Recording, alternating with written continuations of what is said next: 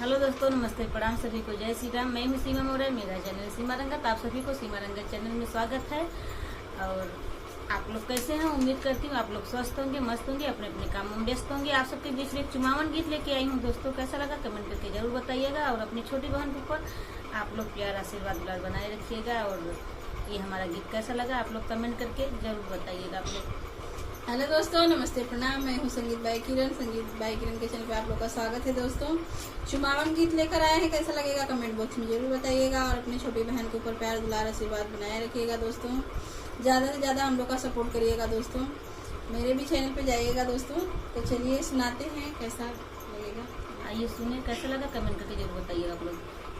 अंगना में कंगना लुटाई कैसे जी, कंगना में कंगना लुटाई कैसे, लागल मड़वा में भीड़ चुमाई कैसे, लागल मड़वा में भीड़ चुमाई कैसे।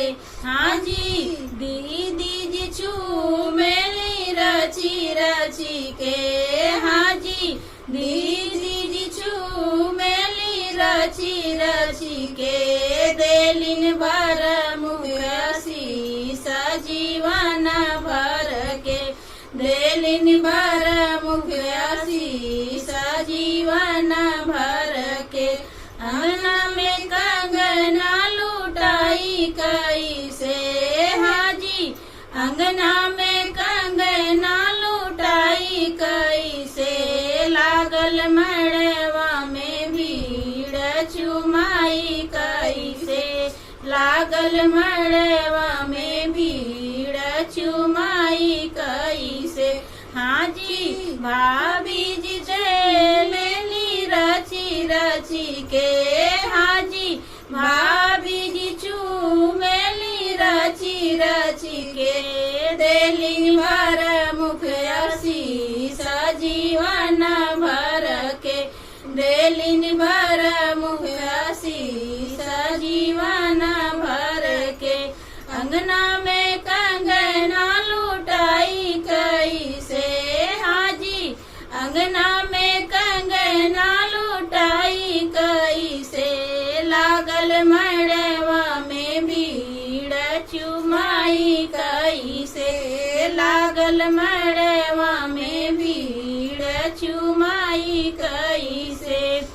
हाँ जी, सखिया चुमेली रची रची के, हाँ जी, सखिया चुमेली रची रची के, देलिन भर मुखसी सजीवन भर के, देलिन भर मुखसी सजीवन भर के।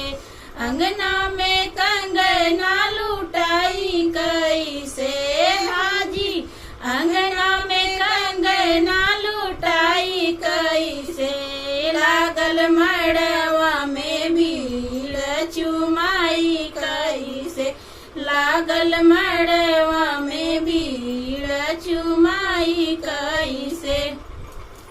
हमारा चुमान गीत आप लोग को कैसा लगा कमेंट करके जरूर बताइए। मिलते हैं अगले वीडियो में, तब तक आप सबसे बाय बाय, जय श्री राम, गुड नाइट।